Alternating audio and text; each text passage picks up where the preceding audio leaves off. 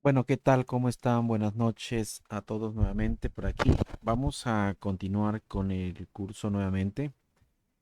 Y bueno, vamos a ver lo que es ciertos componentes de un network, porque creo que es importantísimo tener idea básicamente, ¿no? Este curso básicamente lo que trata es que ustedes tengan una idea clara de lo que significa o lo que es ciertos componentes de los networks, algunos protocolos, que es un protocolo básicamente, y algo otros aspectos más de lo que es básicamente los networks, ¿no? Es lo que vamos a ir hablando básicamente durante todo el curso, hablar conceptos y hacerlo de la manera más simple posible, porque la mayoría, o diría hasta todos los conceptos que vemos aquí, son ampliados básicamente en otros cursos, básicamente muchos en CCNA, otros inclusive en CCNP y otros inclusive en Security.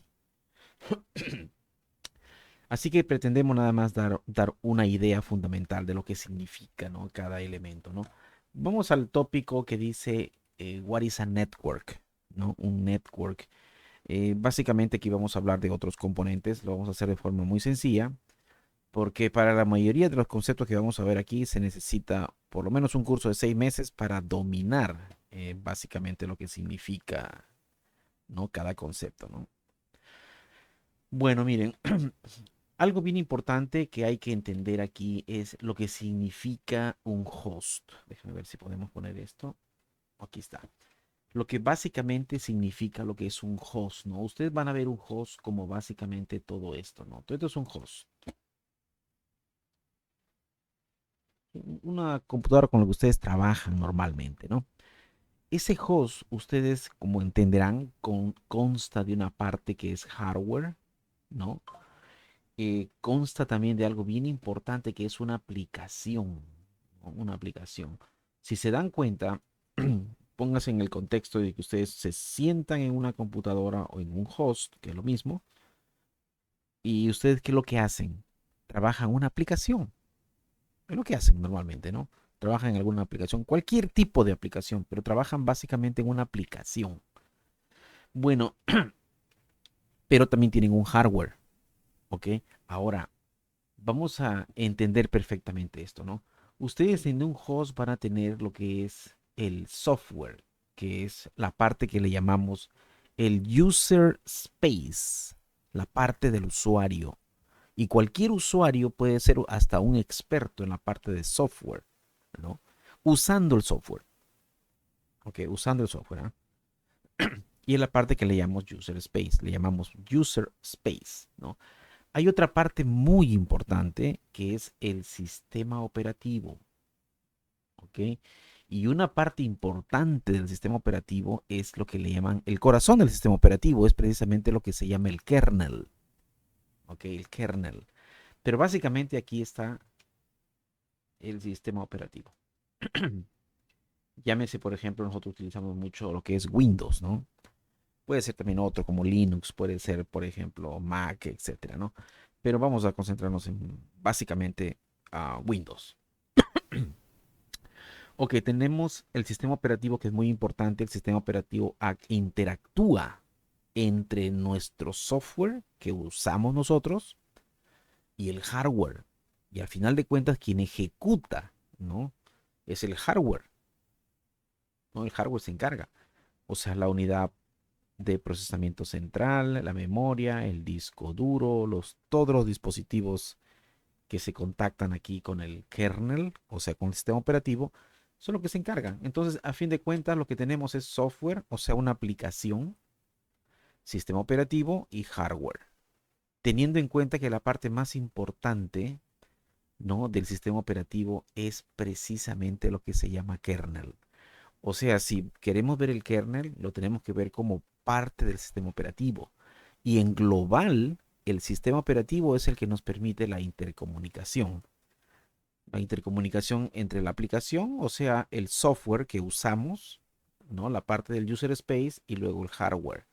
Pero el sistema operativo tiene muchas funciones, ¿no? Entre ellos la parte del corazón que hace la interacción, que es el kernel, la parte central del sistema operativo. ¿Ok? como aquí mismo dice, ¿no? Miren, aquí, aquí que lo había destacado precisamente, dice, el kernel es definido como el corazón, la parte importante o el núcleo del sistema operativo, llámese Windows, ¿no? Ya habíamos visto que con Windows podemos hacer una actividad inmensa, ¿no? Una cantidad inmensa de actividades, ¿no? Pero dentro del sistema operativo normalmente no tocamos el kernel nosotros, ¿no? Ya viene diseñado, obviamente, ¿no? Ahora, el kernel él es el que interactúa, ¿no? Que es lo que reside entre la mitad entre el software y el hardware, básicamente, ¿no? Entre estos componentes es donde trabaja el kernel. Aquí está, miren, lo pusimos aquí a la mitad del kernel entre el software, la aplicación y entre el hardware, ¿ok?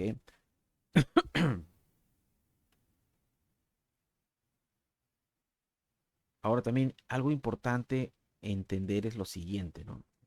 Que se para esto, Karen, no se para esto. Vamos a ver si por aquí lo jalamos. Aquí está. Ahora, también es muy importante porque hay gente que confunde un poquitito, ¿no? Por ejemplo, confunden lo que es el BIOS con el kernel. Son cosas totalmente diferentes. El BIOS, ¿no? Vamos a ponerlo por aquí si quieren.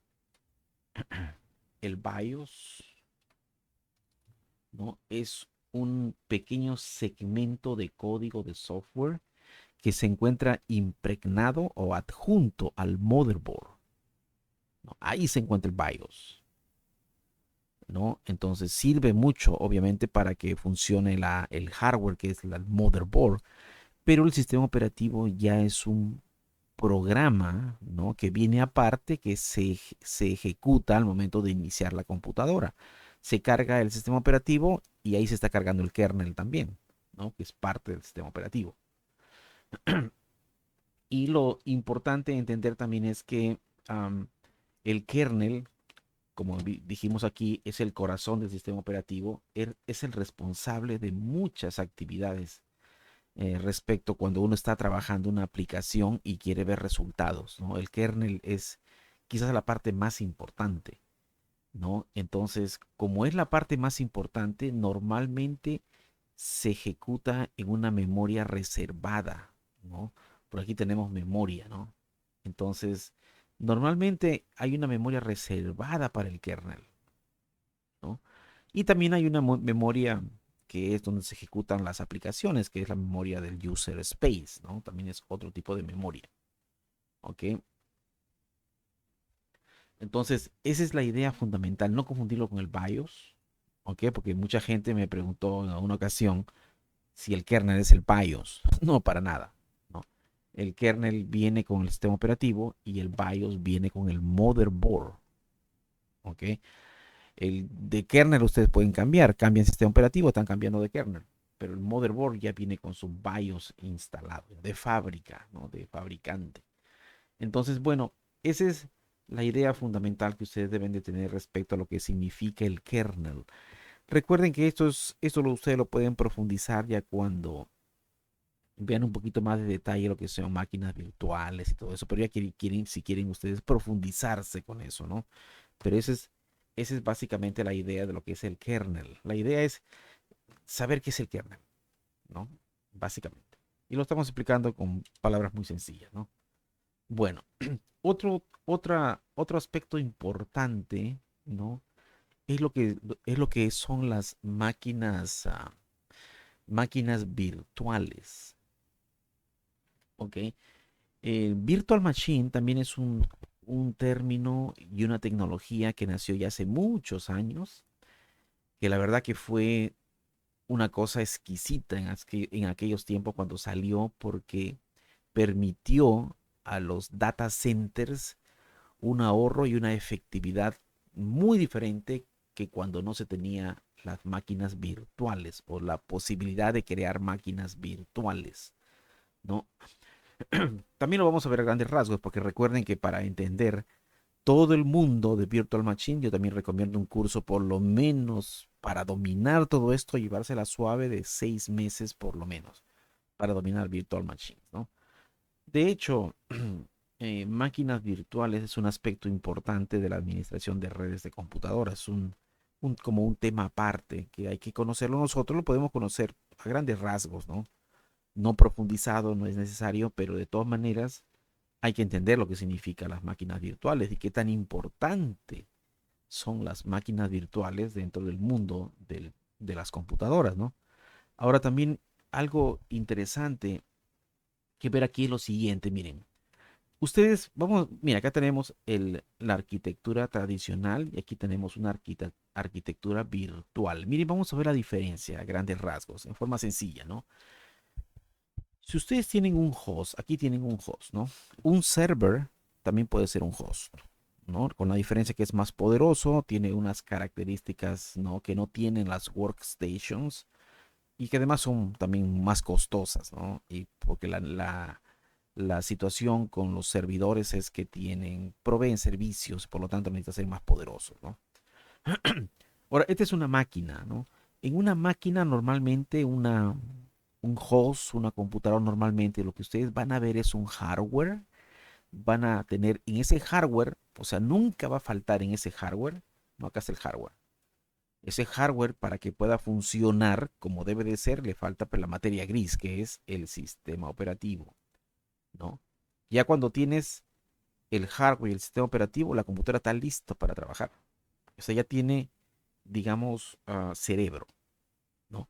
Ahora existen sistemas operativos de networks y existen sistemas operativos de hosts. Por ejemplo, Windows 10, Windows 11 son sistemas operativos básicamente de host y Windows Server, sistemas operativos, de servidores también. Con la diferencia es que tienen algunas características que no tienen el sistema operativo de host. O sea, Windows Server tiene características que no tiene Windows 10 o Windows 11, ¿no? Esa es la gran diferencia nada más. El núcleo es muy parecido, pero las características son los que cambian, ¿no? Bueno, si ustedes tienen un host, ustedes van a tener un hardware, van a tener un sistema operativo y van a tener, como siempre, nunca va a faltar las aplicaciones. ¿Ok? Eso es el corazón básicamente de cualquier host o cualquier servidor, ¿no? En los años anteriores, antes que existiera la arquitectura virtual, teníamos escenarios como, por ejemplo, ustedes saben que un data center, normalmente en un data center, existen servidores, ¿no? Por ejemplo, un servidor de correo electrónico, existe un Active Directory Domain Services, existe, por ejemplo, también lo que es un backup server, un file server, etcétera, etcétera. Son servidores que proveen servicios, básicamente, ¿no? Ahora, normalmente, antes que existiera la arquitectura virtual, normalmente tú te ibas a un data center y tú veías probablemente 25 servidores, ¿no? Aproximadamente, o más. Cada servidor, o sea, digamos, tenías de estos equipos, tenías alrededor de 25, 30, 50 de estos equipos en un data center. Y cada uno de los equipos proveía un servicio, ¿no? Por ejemplo, uno de estos podría ser un email server, otro podría ser un file server, ¿no? Otro podría ser un DHCP server, un DNS server, etcétera, etcétera. Entonces, era muy costoso porque los servidores son caros o eran caros en aquellos tiempos. Vamos a suponer $10,000 un servidor, ¿no? Entonces, si tú tenías, ponle 30 servidores, tenías que gastar por lo menos en hardware $30,000. O si tenías 50 servidores, tenías que gastar $50,000. Digo, bueno, no $50,000, perdón, 500,000, ¿no?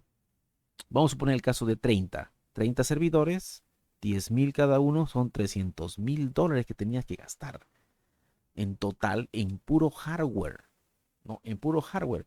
¿Por qué? Porque necesitabas un proveedor de servicio de X. Y normalmente es obvio que en una computadora pueden haber dos servicios. O sea, una computadora, un host, un servidor puede ser email server y Active Directory Domain Service también a la vez. Es cierto que sí se puede hacer así, o puede ser tres, pero corre mucho riesgo, porque si por alguna razón se cae una de las aplicaciones, digamos se cae el email server causando problemas memoria y todo eso, adiós la computadora, el sistema operativo, se caen todos los servicios. Entonces era muy riesgoso, muy riesgoso en una computadora, en un servidor, colocar varios servicios. Por eso se colocaba en un servidor un servicio nada más. Si ese servicio se caía nada más ese servicio. O sea, si el servidor de email, de correo electrónico se caía, solamente no funcionaba el correo electrónico, no todos los demás servicios. Si tú ponías 3, 4 servicios en uno solo, cae en uno, se caían todos. Ese era un gran problema, ¿no? Porque no se podía este, hacer, digamos, separar eso, ¿no? Si tú querías ahorrar un poquito de recurso y utilizar un servidor con dos servicios, se podía hacer, pero había demasiado riesgo. Ahora, también otra cosa importante que se notó en aquellos tiempos fue de que cuando uno iba a los servidores, por ejemplo, ya tenías tus 50 servidores, todos funcionando, y tú te ibas a cada uno de ellos y veías el porcentaje de utilización y te decía 10% de utilización de recursos, ¿no? 10%. De hecho, si ustedes van a su computadora y le dicen, ven utilización, van a ver el 10%. O sea que no están utilizando su máxima capacidad, su computadora, ¿no? Y en los servidores pasaba eso, porque normalmente uno adquiría un servidor costoso, instalaba la aplicación y bueno, los usuarios lo utilizaban, pero si uno se daba cuenta era como 10%, 15%, a lo más 20% de utilización. O sea que estabas comprando un dispositivo para usarlo al 20%. Ese era un detalle también, ¿no? Entonces, y uno podría decir, bueno, pues si estoy utilizándolo al 20% nada más, instalemos dos servicios. Tampoco se podía porque uno podía tumbar al otro si es que la computadora hacía crash, ¿no? Eso pasaba en los data centers antes, hace mucho tiempo. Cuando nacieron las máquinas virtuales, la temática cambió, porque ahora ya no te comprabas, digamos, 30 servidores y gastar $300,000. Te comprabas una poderosa, no de $10,000, quizás de $30,000, una computadora muy buena de $30,000, ¿no? Y dentro de esta computadora, ¿no? Tenías lo que se llama, pues, instalabas eh, o virtualizabas, podías crear virtualización, o sea, crear computadoras, ¿no? Sí, emuladas, ¿no? Aquí, por ejemplo, tenemos 6 computadoras emuladas, ¿no? O sea, esto que ves aquí es uno de estos, serían 6. O sea, con una computadora puedes crear 6 o puedes crear más. Tú comprabas inclusive, se compraba en los data centers a lo más 2 o 3 grandes computadoras para simular, ¿no? O emular, perdón, máquinas virtuales. O sea, esta máquina que está aquí era emulada. Era una máquina por software, ¿no? Una máquina por software. Pero los usuarios que se conectaban a esos servidores, ¿no? Que se conectaban aquí, ellos nunca iban a ver la diferencia. Según ellos estaban conectando a una máquina física. Ellos nunca lo iban a saber y no tienen por qué saberlo tampoco, ¿no?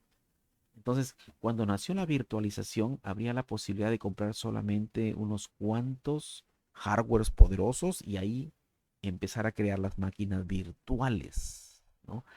Ahora el gasto era mucho menos. Aquí te gastabas $300,000, aquí te gastabas 60,000 comprando dos nada más. Y con las dos era más que suficiente. Ahí creabas la cantidad de máquinas virtuales, ¿no? Y cada máquina virtual, y esto es algo bien importante respecto a lo que es virtual machines, cada máquina virtual tenía su propio espacio. O sea, cada uno de ellos utilizaba una tecnología que se llama Hardware Abstraction Layer, de tal manera de que ellos adquirían algo de hardware, ¿no? Un poco de hardware para él, un poco de hardware para él, un poco de hardware para él, ¿no? De tal manera que si alguna de las máquinas virtuales, ¿no? hacía crash, solamente la máquina virtual se caía, no se caían las demás. Ese fue un aspecto muy importante, ¿no? Y cada máquina virtual que ustedes ven aquí tenía su propio NIC, era emulado, su propia memoria emulado, su propio procesador emulado, ¿no? Todo era emulado, nada más. No era real, era virtual. pero estas máquinas se podrían conectar entre sí, ¿no? Se podían comunicar entre ellas como si fueran máquinas físicas, pero eran básicamente lo que eran, pues, era virtualizado, tenían su propio IP address, su propio MAC address para comunicarse entre ellos, eran partes inclusive del network. O sea, los usuarios finales podían conectarse a todas estas máquinas y estas máquinas proveían servicios. Y estas máquinas obviamente eran emuladas abstrayendo hardware de la computadora que está aquí, la grande, la base, ¿no? La principal. Bueno, entonces eso fue el concepto de virtualización, ¿no? En economía era diferente. Ahora, también en administración, tú nomás tenías que ir a un lugar y administrar todas las máquinas virtuales, ¿no? Te conectabas a esta máquina en central y administrabas todos los, ¿no? Todas las virtual machines, ¿no? Y eso fue algo pues muy, muy importante, ¿no? Ahora, en cuanto a la virtualización, algo también que es bien importante es entender de que hay virtualización tipo uno y virtualización tipo 2. Básicamente, en una virtualización hay varias cosas que tienes que entender, ¿no? Primeramente, hay el software que hacía posible la virtualización, se llamaba hypervisor, ¿no? Hypervisor. Ahora, vamos a ver si lo ponemos por aquí. Vamos a ponerlo por aquí. Hypervisor. No, así se llamaba.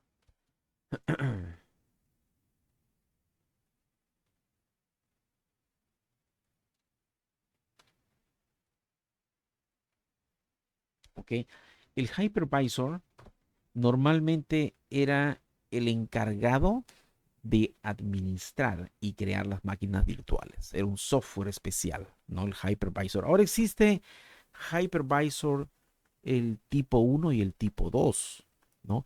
¿Cuál es el hypervisor tipo uno o la virtualización? Podemos llamarle así virtualización tipo uno. Es aquel que tienes el hardware, ¿no? Y después del hardware, aquí instalas el hypervisor. O sea, no necesitas sistema operativo, ¿no? Tienes hardware, el hypervisor, y a partir ya del hypervisor ya puedes crear tus máquinas virtuales. Pero de ese hypervisor habían varios, ¿no? Vamos a mencionar dos. El VMware, ¿no? Y existía también lo que es el Hyper-V de Microsoft. Podías escoger. Hoy en día puedes utilizar el Hyper-V, ¿no? Como hypervisor tipo uno. O sea, nada más compras un hardware y no necesitas sistema operativo. Simplemente consigues el Hyper-V y después del Hyper-V instalas tus máquinas virtuales. O si quieres, tienes tu hardware, digamos, adquieres tu VMware, que es otro diferente, y a partir de ahí creas tus máquinas virtuales, ¿no? Y también existe el tipo 2. ¿Cuál es el tipo 2? El tipo 2 es lo siguiente, que compras tu hardware, como este por ejemplo, después del hardware instalas un sistema operativo y instalas una aplicación. Esa aplicación puede ser precisamente, pues, el Hyper-V. Esta puede ser, por ejemplo, la aplicación, puede ser el Hyper-V. O sea, necesitas hardware aquí, necesitas sistema operativo y necesitas Hyper-V. ¿Ok? Y a partir de Hyper-V instalas tus máquinas, puedes crear tus máquinas virtuales, ¿no? O sea, la diferencia con tipo 2 y tipo uno es que el tipo uno no necesita sistema operativo, o sea, Windows. Y el tipo 2 sí necesita un sistema operativo porque el Hyper-V se instala como una aplicación. Ya y en el tope de la aplicación se pueden crear las máquinas virtuales. Sin embargo, aquí en el tipo uno no. En el tipo uno simplemente necesitas hardware y no necesitas sistema operativo y necesitas un hypervisor y empiezas a crear tus máquinas virtuales, ¿no? Esa es la gran diferencia entre lo que es este tipo uno tipo 2. Pero eso es básicamente lo que pasa con la virtualización, ¿no? Y un tema muy importante, obviamente, ¿no? Un tema muy, muy importante porque creo que se requiere para dominar el tema de virtualización un tiempo prudente también. Yo también, otra vez digo, 6 meses bien estudiado puede ser un máster en virtualización. Tipo uno y tipo 2. ¿Ok? Pero requiere un tiempo. ¿Ok? Aquí no pretendemos ser máster de virtualización porque no es nuestro enfoque. ¿No? Si fuera nuestro enfoque virtualización, estaríamos empezando a ver virtualización, todos los tópicos que involucra virtualización, que es extenso. ¿Ok? Pero esa es la idea fundamental de lo que es virtualización, ¿no? Bueno, ahora también algo importante que requiere este curso es que entiendan la importancia de lo que son los mobile devices, ¿no? Los mobile devices son tan importantes hoy en día que no era antes. Esto nos ha tocado a nosotros en nuestra generación vivir la penetración de lo que son los mobile devices dentro de la tecnología, dentro de las compañías, dentro del enterprise y como una herramienta fundamental en la empresa, ¿no? Los mobile devices, cosa que no era así. Claro que también surge un nuevo elemento que es seguridad, pero bueno, de todas maneras la facilidad de usar mobile devices en las compañías es grandísima, ¿no? Algo que no se usaba antes. Imagínese antes si alguien quería hacer una actividad dentro de la empresa, tenía que ir a la empresa y empezar a trabajar en su correspondiente workstation. Hoy en día ya no es así. Hoy en día puedes trabajar en tu compañía desde tu mobile device, ¿no? Desde tu celular, desde tu tablet, desde tu laptop, puedes trabajar porque te puedes conectar fácilmente, ¿no? Ahora, un mobile device es básicamente un dispositivo pequeño, ¿no? Que alcance en tu mano quizás, ¿no? Que consume poca batería, ¿no? Y que normalmente se le pueden instalar aplicaciones que no tienen mucha carga, ¿no? Que no tienen mucha carga. A diferencia, obviamente no soporta aplicaciones como las computadoras, ¿no? Obviamente es mucho más poderoso hoy en día, todavía, ¿no? Si quieres tener algo poderoso, tienes que comprarte una workstation. Pero de todas maneras, los mobile devices también se pueden ejecutar aplicaciones, lo que le llaman lightweight aplicaciones, ¿no?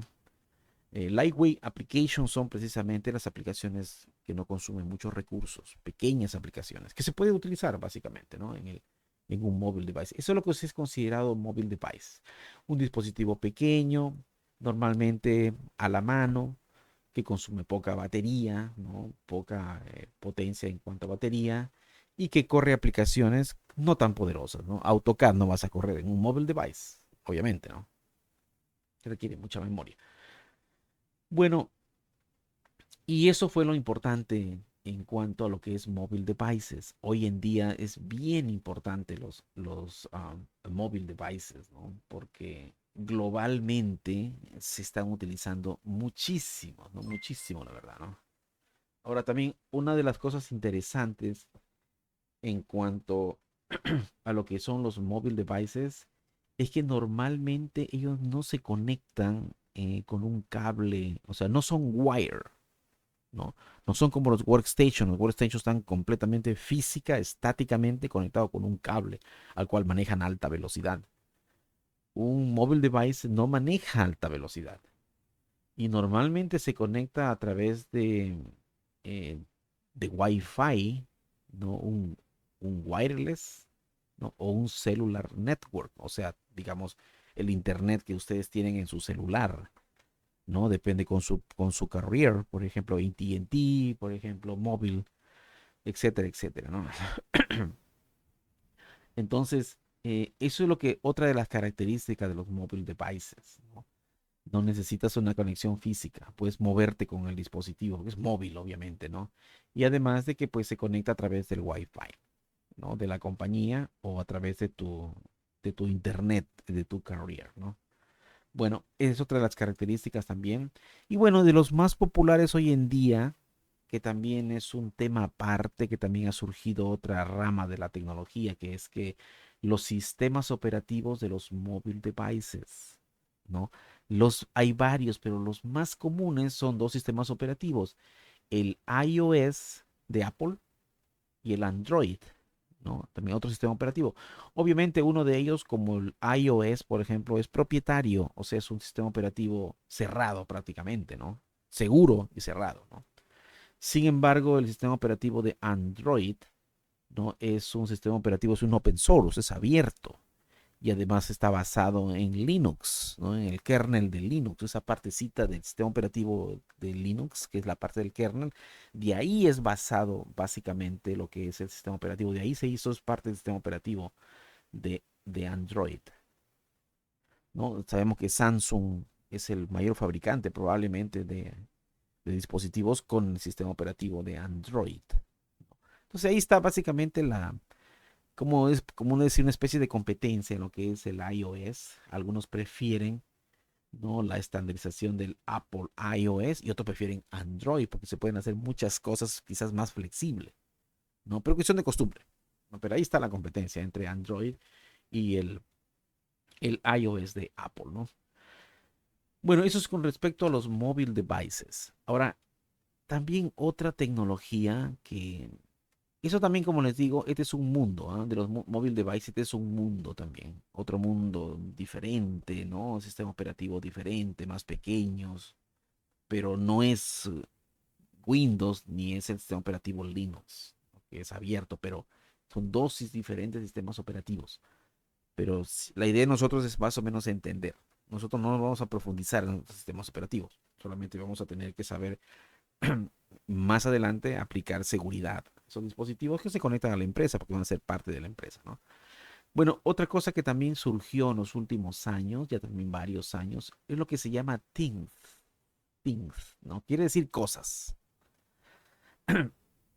Y esto básicamente nace, precisamente se dice, ¿no? Se cuenta por ahí la historia que nace a través de los vending machines de Coca-Cola. Y ustedes saben que Coca-Cola en todo el mundo tenía vending machines, donde pues ponías la Coca-Cola, metías tu monedita y sacabas tu Coca-Cola, ¿no?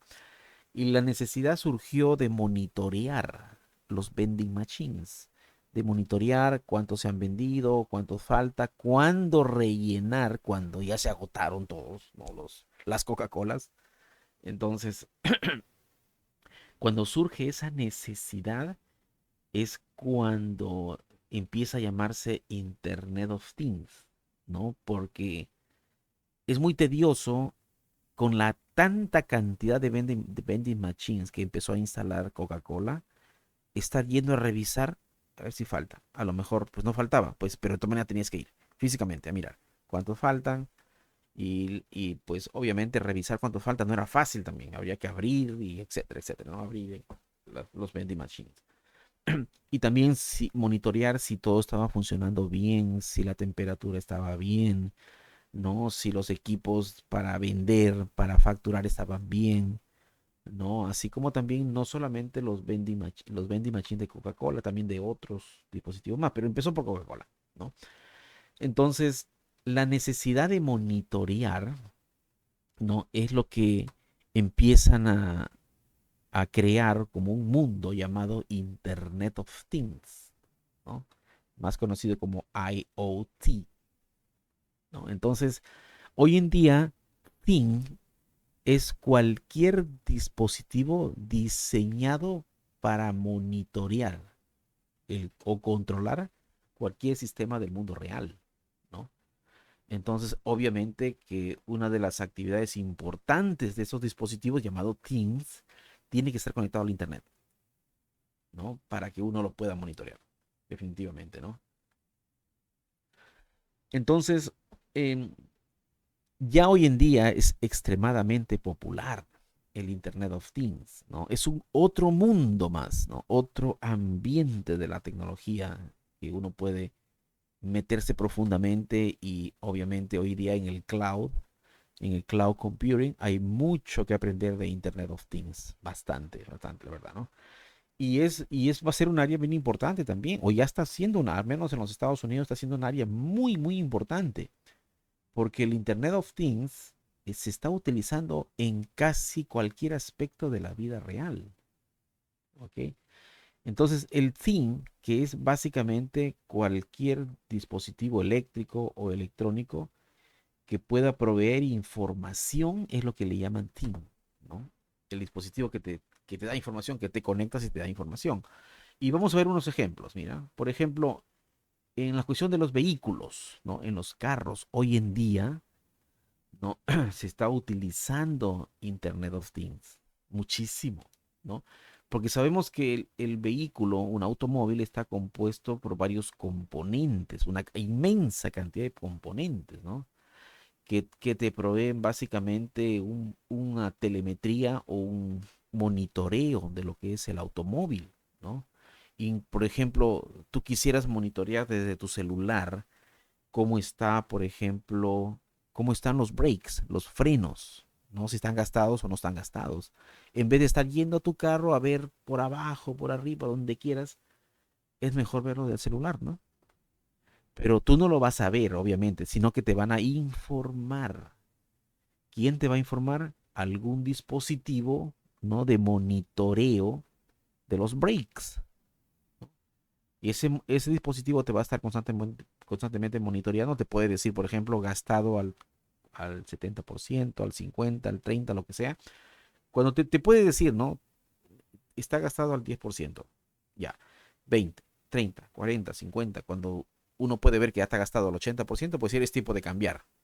Pero lo interesante es que hay un dispositivo que te está monitoreando eso y tú te puedes conectar a ese dispositivo a través de una aplicación y pues estás monitoreando tus brakes pad, ¿no? La presión también, por ejemplo, la temperatura, el coolant, ¿no? Etcétera, etcétera. ¿Cuántas cositas no puedes monitorear en un carro? Muchas cosas. Entonces, los vehículos de hoy están saliendo básicamente con una tecnología de Internet of Things muy impresionante porque ya puedes monitorear todo, básicamente, ¿no? Entonces, es una aplicación muy interesante dentro de este mundo de la tecnología, ¿no? En las casas también. En las casas tienes, por ejemplo, Internet of Things. Es también muy importante porque ¿qué cosas no puedes monitorear en una casa? Muchos. Puedes, por ejemplo, el termostato de tu casa para que pues se prenda o se apague o configures el aire acondicionado, el heater, ¿no? El refrigerador, por ejemplo. Interesante los refrigeradores de hoy, por ejemplo, que tienen cámaras adentro del refrigerador que te pueden monitorear qué hace falta. Tú puedes ver la cámara que hace falta o simplemente pues vas viendo con la camarita o vas controlando la temperatura de tu refrigerador o quizás cuando viajas puedes bajarle la temperatura o ponerlo en automático, etcétera, pero ya estamos hablando que el Internet of Things está siendo muy, muy importante ahí, ¿no? Muy, muy importante. Entonces, también, bueno, una cantidad de dispositivos, ¿no? En las casas hay miles, ¿no? El termostato del aire acondicionado, las webcams, ¿no? Las cámaras que te van, ¿no? Que se están, de hecho, ya hace tiempo que se utilizaba ya, ¿no? Eso es lo que también tiene aplicación Teams en las casas, en las cuestiones médicas, ni qué decir, ¿no? En las cuestiones médicas, inclusive a los pacientes que se le instalan dispositivos, ¿no? De respiración o dispositivos para medir las pulsaciones quizás del corazón y eso. También se está utilizando Internet of Things porque uno puede conectarse, ¿no? Al aparatito, eso que se instala en un paciente. Un familiar se puede conectar y estar monitoreando, el mismo médico puede estar monitoreando a los pacientes, ¿no? Inclusive ya se puede hacer tracking como es eh, tu dormida, ¿no? Te vas a dormir, te hacen tracking que tan bien dormiste, que tan mal dormiste. O simplemente cuando uno hace ejercicio, también puedes hacer tracking cómo va el ejercicio, ¿no? Y etcétera, etcétera. Una cantidad de acciones en las cuestiones médicas que se pueden utilizar, ¿no? Dentro de la tecnología Internet of Things, esta área de la computación, en las cuestiones médicas, también en los farms, ¿no? También, también se puede utilizar para cuestión de digamos, monitorear, ¿no? Cómo va tu farm, la fertilización o irrigación, etcétera, etcétera, también eso es bien importante porque te pueden monitorear las temperaturas ambientales y dependiendo de ciertos datos puede levantar una acción, por ejemplo, irrigación automática, ¿no?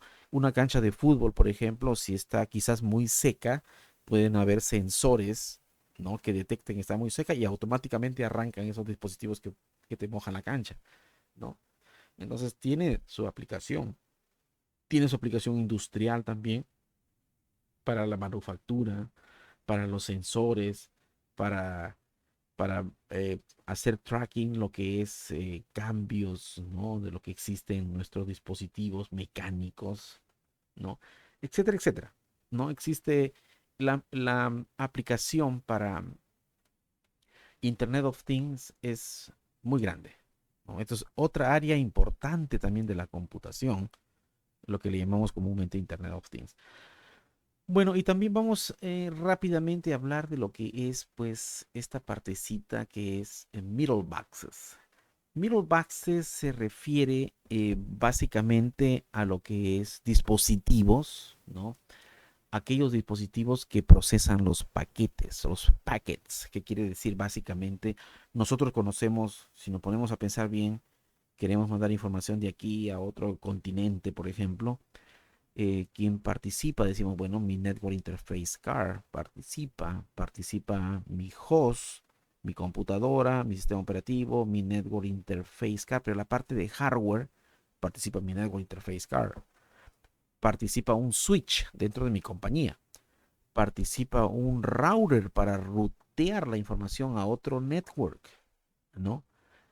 Y también hay otros dispositivos que quizás no hemos hablado, ¿no? Nosotros siempre hemos estado, porque normalmente lo que trata CCNA, CCNP es, entre otras cosas, lo más importante, switches y routers como el corazón de ese curso, pero también hay que conocer un poquito de firewalls, ¿no? Entonces, dispositivos middle boxes, ¿no? Que nos permiten transportar la información, pero no solamente transportar la información, que no estamos viendo nada más lo que es un switch, ¿no? Que hace básicamente conecta una computadora, un host con otro dentro de nuestra propia compañía, o un router que conecta un network con otro network, ¿no?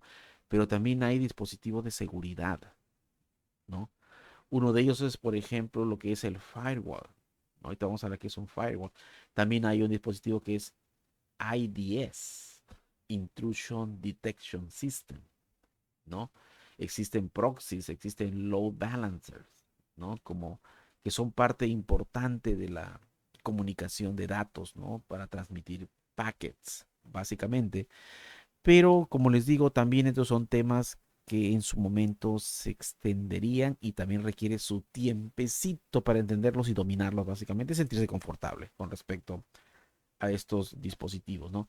Pero, por ejemplo, existe lo que es el firewall, por ejemplo.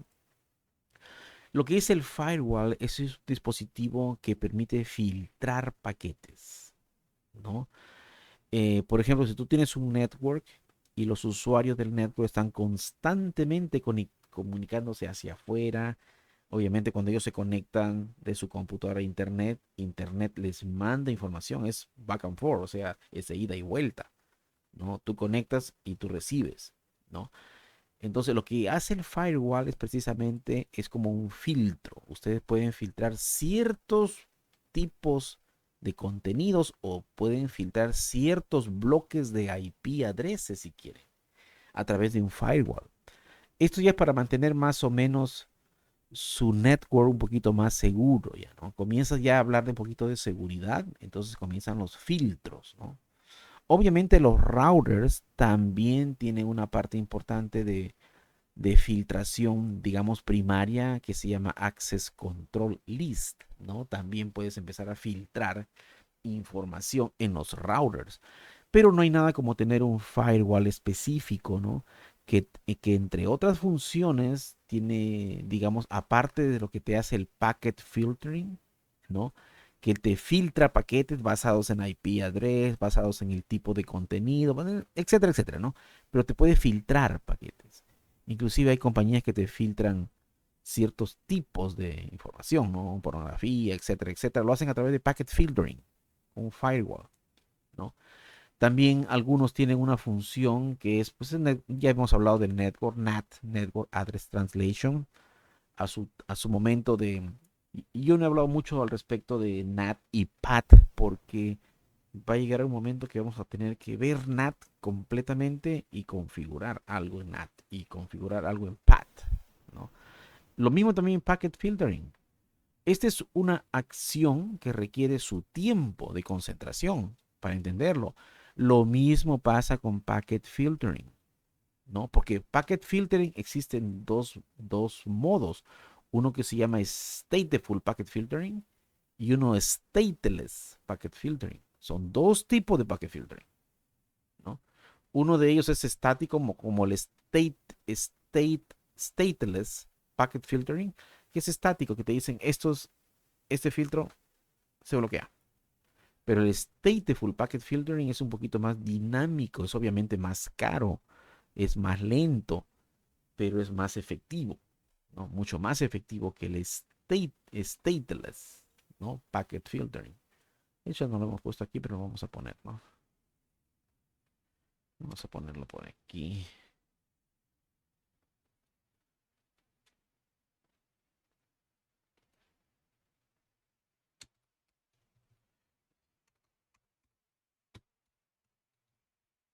El Stateless Packet Filter. Son los dos. ¿Ok? A su debido tiempo también vamos a tener que hablar exclusivamente de esto, ¿no? Va a haber tiempo. Otro también dispositivo importante es el IDS, Intrusion Detection System, ¿no? Y también existe otro que se llama IPS. A ver, ¿no? Está por aquí. Vamos a ponerlo por acá, también no lo hemos puesto. Vamos a poner por aquí.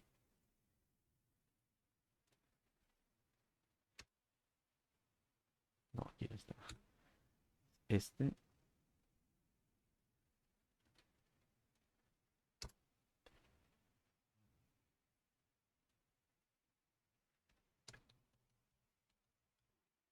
El Intrusion Prevention System. ¿Ok? Dos dispositivos también muy importantes en los networks. Muy, muy importantes, ¿no? Y, y también imagínense que tienen un network y tienen un poderoso firewall que les permite, aparte de NAT, ustedes saben que es NAT, ¿no? Para traducir, digamos, para que con un IP address privado pueda salir al Internet. Es NAT. Y que además puedas hacer packet filtering, tanto ya sea como stateful o stateless. Cualquiera de los dos. Cualquiera de los dos es un packet filtering. Y además puedas tener la labor de intrusion detection system, ¿no?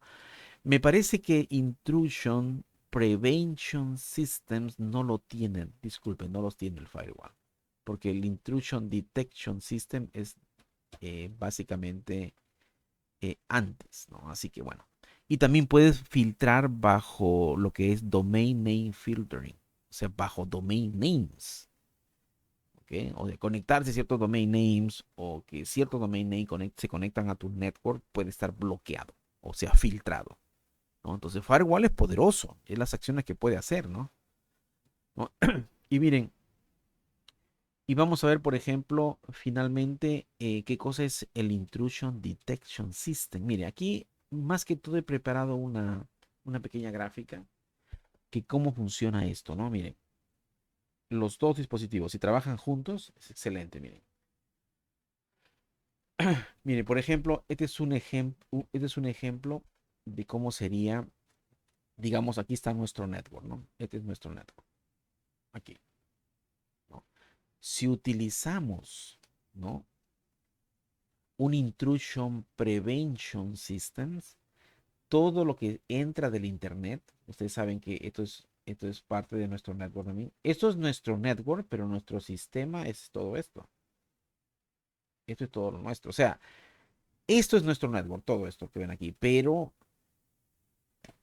el corazón de mi network está donde están los hosts, aquí, ¿no? Pero yo tengo mi barrera de seguridad aquí, o tengo mi firewall aquí. Si ustedes se dan cuenta, cuando alguien del internet intenta penetrar, va a tener que pasar por nuestro router, va a tener que pasar por el firewall, pero si yo tengo un sistema de prevención, ¿no? Un prevention system, Es bien importante porque tiene que pasar primero por el prevention system antes de entrar a nuestro switch y entrar a nuestro network. Sin embargo, miren, el intrusion detection system, la información pasa normalmente, pero este está dinámicamente, ¿no?, monitoreando esto, la información que pasa. En caso que detecte algo, ¿no? Si detecta algo, toma acción. Pero el prevention system es bien importante porque él checa, tiene que bajar bajo su aprobación. ¿Ok? Normalmente en un network que quiere estar súper seguro, tiene los dos, ¿eh? Los dos. O sea, tiene, aparte de un intrusion prevention system, tiene aquí el intrusion detection system, porque puede pasar. Mira, puede ser un hacker maravilloso que te hace, puede pasar, ¿no? La intención, lo maligno puede pasar por aquí, pero el IDS ya tiene otra función, te detecta más las anomalías que existen. O sea, le pueden engañar al IPS, pero ya tienes otra barrera más que es el IDS, ¿no?